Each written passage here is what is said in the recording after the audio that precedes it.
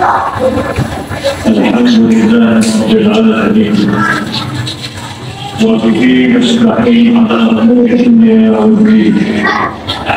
اشهد ان لا اله الا الله الملك الحق المبين، واشهد ان محمدا عبده ورسوله ارسله رحمه للعالمين. اللهم صل وسلم على سيدنا محمد وعلى آله وصحبه ومن تبعهم بإحسان إلى يوم الدين. أما بعد فيا أيها الناس، أوصيكم ونفسي بتقوى الله وطاعته لعلكم تفلحون. فقد قال الله سبحانه وتعالى في كتابه المبين: أعوذ بالله من الشيطان الرجيم، ولن ترضى عنك اليهود ولا النصارى حتى تتبع ملتهم. معاشر المسلمين حفظكم الله، bagi berwasiat kepada kita semua, mari berupaya semaksimal mungkin untuk meningkatkan keimanan dan ketakwaan kepada Allah Subhanahu wa Ta'ala dengan cara melaksanakan segala bentuk perintahnya dan menjauhi segala yang dilarangnya. Dengan demikian kita berharap kepada Allah Subhanahu wa Ta'ala untuk kebahagiaan hidup kita dari dunia sampai ke akhirat. Amin ya rabbal alamin.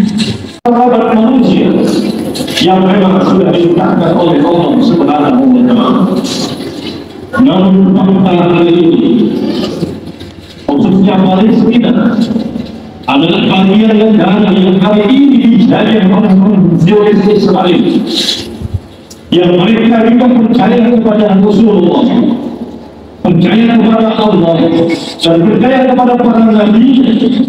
Namun Allah Subhanahu wa Ta'ala telah menceritakan kepada kita umat Islam para nabi yang pernah Allah utus di tengah-tengah Zionis Israel.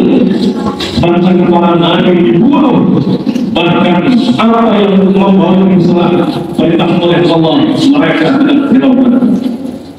Kaum muslimin rahimahumullah, pada ayat pertama Allah sudah menyatakan dalam firman-Nya, wal qur'an kal yahud wal nasara hatta tattabi'a millahum.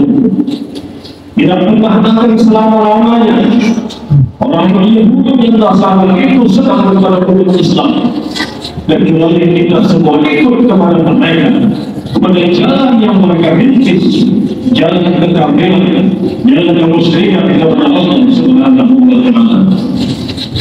Jihad umat Islam di Palestina adalah bagian jihad kita juga di Republik Indonesia. Air mata mereka adalah air mata kita, kesedihan mereka adalah kesedihan kita, persoalan mereka adalah juga persoalan kita umat Islam. Bukankah Nabi menyatakan la yuqinu ahadukum hatta yuhibba li akhihi ma yuhibbu li nafsihi.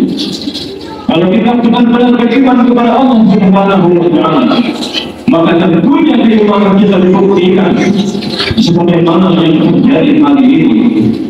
Tentunya adalah dasarnya kenapa kita membela umat Islam Palestina. Inilah yang menjadi pokok permasalahannya. Hampir 9.000 manusia yang tidak pernah bersalah meninggal dunia disebabkan oleh perang ini. Sudah menyebutkan bahwa dunia adalah tempatnya orang-orang yang beribadah, orang-orang yang bersaleh. Ulama menafsirkan ibadah salihin adalah tempat tidur suci, yaitu Mekah Al-Mukarramah, kota Madinah Al-Munawwarah, dan kemudian Palestina. Itu adalah kota yang disucikan oleh Allah Subhanahu wa Ta'ala. maka mereka mempertahankan bersyukur kita umat Islam di Timur Tengah ini, mereka mempertahankan daerah yang suci itu, maka kita maksimal juga untuk berjihad, memberikan bantuan minimal kita berdoa kepada Allah Subhanahu wa Ta'ala, karena doa seorang muslim adalah merupakan senjata yang ampuh di tengah malam kita sujud kepada Allah, kita mendoakan umat Islam yang ada di Palestina hari ini.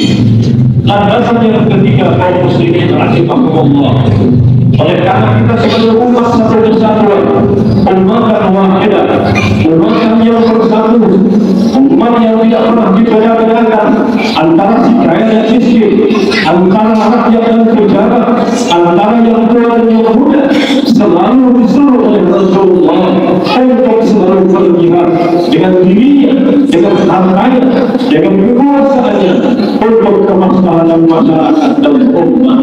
Bagaimana ekonomi masyarakat ditingkatkan, bagaimana kecerdasan masyarakat untuk dunia pendidikan, membangun majelis taklim, membangun pesantren, membangun ekonomi, semua diajarkan oleh Rasulullah SAW, dan ini kesatuan umat dan wahidah. Artinya adalah bahwa apabila seorang muslim yang sakit, maka muslim yang lainnya merasakan sakit. Apabila muslim yang lainnya senang, maka muslim yang lainnya senang. Al-Muslim kal-Muslim yasuddu makruhu ba'da. Muslim yang satu sebagaimana muslim yang lain saling menopang satu dengan yang lain, sebagaimana sebuah bangunan yang saling menopangkan satu dengan yang lain, yang menjadikan kewajiban kita untuk senantiasa mendoakan umat Islam yang ada di Palestina. Mudah-mudahan Allah kita memberikan hari ini sebagai orang-orang yang selalu berjimat di dalam kehidupan kita dan berjimat untuk di jalan Allah Subhanahu wa Ta'ala.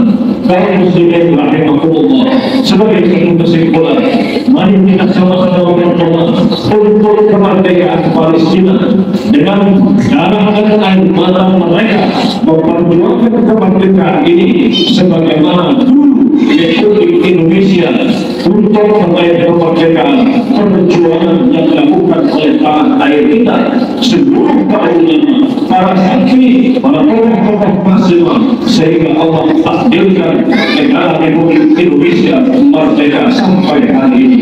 Semoga Allah Subhanahu wa Ta'ala ijabah doa kita dan diselamatkan umat Islam di Palestina itu, dan kemudian mereka yang jihad, mereka yang syahid ditempatkan oleh Allah di tempat yang seindah-indahnya. Amin ya rabbal alamin. Barakallahu li wa lakum fil Qur'anil azim wa nafa'ani wa iyyakum bima fihi minal ayati wal hikmati wa taqabbal minni wa minkum tilawatahu innahu huwas sami'ul 'alim.